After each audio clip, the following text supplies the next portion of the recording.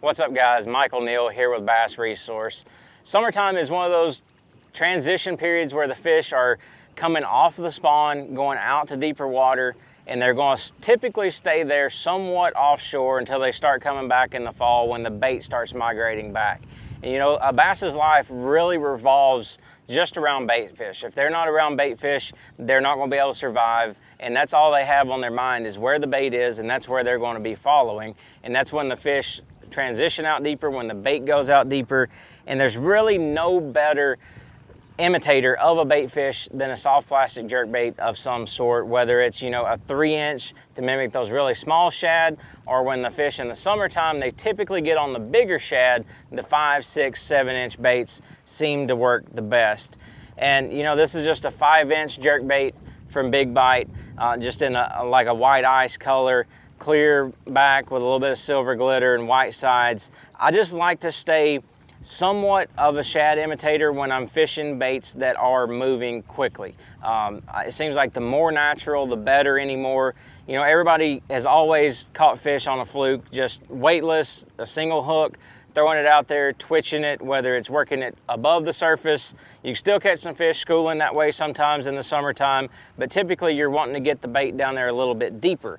Weighted hooks work as well, but I like to just Texas rig a soft plastic jerk bait to fish it down there in those depths where the fish are typically hanging out at. Now you can really customize this weight. You could go with a 32nd if you want to fish it just, you know, 3-4 feet down. You can go with a 16th. I've got an 1/8 right here. This is typically what I go with when I'm going to fish it in that 10 to 20 foot range. And it's really just the same action. It's a little bit different action than, say, a jerk bait, and it's more natural to me. This looks way more natural in the water. The darting action, it's never the same. Most jerk baits, when you're twitching them, hard jerk baits, they're going to be kind of the same cadence, walking back and forth. With a soft plastic jerk bait, sometimes it'll go up, sometimes it'll go down, sideways, spin in a circle. You really never know what you're going to get. But when you can fish this bait deeper, it's something they don't see a lot in the summertime. And it's really been one of my secret baits that I haven't talked a lot about, but you definitely want to peg your sinker. And you don't want that bait really free falling around. You want your weight to be close to your bait to where it's going to fall nose first, but when you twitch it, you don't want too much weight to where it's going to overpower it and not get that big natural action that a soft plastic jerk bait or a fluke style bait has always been known for. For my hook, the Gamakatsu G-Finesse series is what I really want to rely on. Hooking a bass on a soft plastic jerk bait is not always the easiest thing, especially when you can't see it, because it's not like a Texas rig or a Carolina rig where you're just dragging it slowly along and you're going to feel that bite. You're moving it, you're twitching it, you're creating all the action with your rod tip. So I like this G-Finesse. It's very slick coating. It's got a smaller barb, so it doesn't take near as much to be able to hook that fish. So when you've got that, you've got to have some line that is strong enough to where when you do feel that bite, you can't just pull into him. You've got to be able to really set the hook. You need a little bit longer rod to where you can take up that slack, because a lot of times you'll just be going to make your next twitch and all of a sudden it'll be heavy because you can't see it. Now, if you've got live scope, that makes things a little bit easier. You can tell when the fish is tracking your bait. You can actually tell a lot of times when you're getting that bite. But the problem with it is you can't slow it down or it's going to get out of that strike zone. So being able to match your weight to the depth that you're wanting to fish with that strike zone, it's very important. Another key advantage over a jerk bait is being able to fish it in cover. If the fish are in laydowns, if they're in deeper grass, if they're in brush piles, things like that, this bait, all you have to do is stick the hook point right in the back like that, and you can pull it over and in between any kind of limbs or any kind of grass you've got around. So that's just a great way to fish deeper points, deeper structure, deeper cover, give the fish a little bit something that they haven't seen, especially that time of year. For the rod setup, I'm gonna go with a Denali Covert 7'2" medium heavy. And the reason being is I like something that's going to be a little bit shorter than I do if I'm going to throw it more without a weight, because I'm going to be twitching this bait more down towards the water. But I don't want to go all the way down to that 6'10" to 7 foot range, because I want still enough of a rod where I can make some long sweeping hook sets and get that hook penetrated. Medium heavy is just kind of a good all around. You don't want a broomstick for this, but you don't want a noodle. either. I like a higher speed ratio reel. This is the Denali Novus Elite. It's a 7-to-1.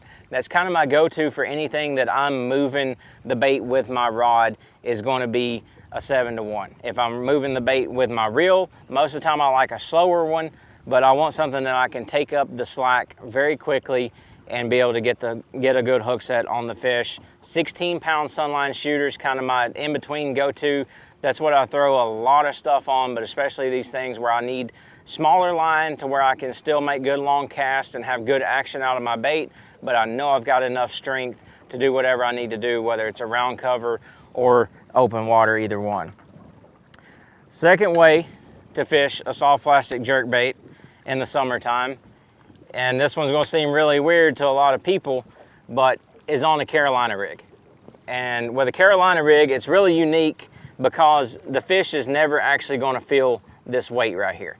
So this is a 1 ounce weight, and I typically go between a 3/4 or 1 ounce, just depending on how deep I'm fishing, because the fish is not going to feel this. When he picks it up, this weight's going to be on the bottom, and he picks this up, he's just going to be pulling this slack away.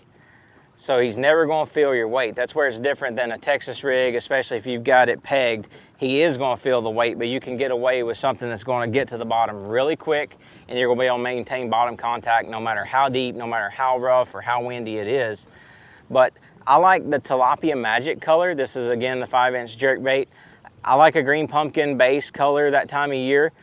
You can throw shad imitators on it. It's just something I haven't experienced a whole ton of success, but more natural colors like this, I think they really like the action of it. There's not going to be a big tail kicking action. There's not going to be a whole lot of commotion caused. It's just going to kind of follow your weight and just kind of glide around. There's not going to be any kind of big disturbance caused. It's just really natural to those fish, and I think they just can't stand it because this is a lighter bait. You're not going to find very many of them on the market that are loaded down with salt. Most of them are going to be fairly light, not a whole lot of plastic. They've got open gaps here, so all this is lacking the plastic. Kind of helps it float up a little bit more, not sink near as fast. And that's a bait that I like on a Carolina rig, is something that's going to stay more up off the bottom. If I want my bait on the bottom, I'll go more with a Texas rig. But again, same hook on this one as the way with the peg Texas rig for actually twitching it, the Gamakatsu G-Finesse Hybrid. I go a little bit bigger on this one. This is a 5/0, just because it is on a Carolina rig, and I'm not trying to create that twitching action with it on this specific setup. Places to throw this are going to be anywhere from, you know, long tapering points, channel swing humps, creek channel bends, channel mouths, even up north, just isolated rock piles, things like that. Anywhere where you would normally throw a Carolina rig at all, just gives the fish a little bit different spin. Just like they don't see that soft plastic jerkbait twitched out very deep, they're not going to see a soft plastic jerkbait drug around with that real natural gliding action out on a Carolina rig very often, unless, of course, you take the Bass Resource tips and show it to them. For the rod, I like a long rod on a Carolina rig. I kind of like, you know, a 3 to 4 foot leader, nothing super long. A lot of guys back in the past used to use 6 and 8 foot leaders. I don't think that's really necessary. I just like a 3 to 4 seems to be my sweet spot. The heavier the weight, the longer the leader you can actually get away with, because this is where all you're really throwing and the bait's just going to tumble behind it. So if that's a thing you're having a problem with, is longer leaders on a Carolina rig, go up on your weight size. I think that'll help you out a little bit as far as being able to cast it. This is the Lithium Pro from Denali. It's a 7'4", medium heavy. It's just a great all-around worm rod, and that's what it's actually labeled as if you look right here on the back, worm and jig. And you can throw just about anything on this, whether it's a swing head or a Texas rig, but a Carolina rig, this is a great rod for. I don't like one that's super long. I don't like going over a 7'4". It just kind of feels awkward in my hand when I'm dragging something around on anything longer than a 7'4", but that 7'2" to 7'4" is the sweet spot. You want a little bit of a tip for being able to cast and being able to feel the bites, and you don't want a broomstick. You don't want to be breaking fish off on a hook set. When you think about it, you're going to have a little bit of slack a lot of times when you are setting the hook, because your line tie is so far away from the actual hook. So you want to make sure when you reel down, you do feel that fish good, you got your line good and tight, and you're going to get a good hook set. Same reel as the other setup, the Novus Elite and the 7-to-1. Not going to be moving the bait just with the reel. I like shorter drags, 3 to 4 feet at a time. A lot of time in the summertime, those fish are really lethargic. They want something just kind of meandering around in their face, and that's what this is going to allow that to do. It's not going to sink very fast, not want to move it very fast, just kind of hang out in the strike zone at a 3 or 4 foot at a time pace. Last but not least, you got to have a spinning rod set up for everything you do every season. And that's no different. We've seen this emerge a lot in the last few years, and that's just a drop shot with a soft plastic or fluke style jerkbait. And this is a Sensation Slim Minnow in a 4-inch. The color is going to vary depending on where you're at in the country. And you can even throw, your green pumpkins, your tilapias, your things like that if you're wanting to mimic a bluegill, say around some grass lines or things like that. But I like to try and mimic those bait fish when I'm out fishing deeper in the summertime. If I'm up shallower around the grass, I like the bluegilly type colors, but just a standard drop shot setup. I prefer to thread my bait on the hook if I can. If I'm throwing something like this, I either like to Texas rig it or with a regular worm, or thread it with a fluke style bait. I feel like you've got much better hookups, and the same principle as a wacky worm. On a drop shot, a lot of people say they lose a lot of fish. They're using smaller hooks. Yes, they're great. A lot of people really think that the fish, when you're fishing this slow with a drop shot, they're going to swim up there and see your hook, and that could be the case, but in my experience, I feel like this is absolutely a great way to go. You're going to have much better hookup ratios and much better landing percentage. This is the Gamakatsu G-Finesse light wire worm with a 10 keeper in a 1/0. It's kind of an all-around size. If you're going to go with a bigger soft plastic jerkbait, say a 5 or a 6-inch, you might want to go up to say a 2/0. But for a 4-inch like this right here, I just like a 1/0. Drop shot weight is again going to depend on where you're fishing in the water column. This is a teardrop. I like the teardrop if I'm either just live scoping. It shows up better on your sonar return compared to a cylinder, because it's just a little bit bigger surface area for that return to hit. Or if I'm fishing around a lot of cover, that's when I go with a cylinder. So brush piles, rocks, grass, things like that. That's when I want to go with a cylinder, something that's going to be more streamlined. But I feel like you get better bottom contact with the teardrop because it has more surface area when you're dragging it across the bottom to actually hit than just a real small, skinny pencil style drop shot weight. Places to fish this are going to be anywhere from, bass fishing, sitting around bait fish balls out suspended. You can certainly throw a drop shot to fishing it out in schools, out on ledges. That's something that has really come out in the last couple of years, just throwing it out there just like you would a Carolina rig, a Texas rig, a football jig, anything like that. Just making long casts with it, slowly fishing it back to the boat. They think it's one of those bait fish just hanging out down there kind of by itself. Another way to fish this, like I said, pitching grass lines, that's great.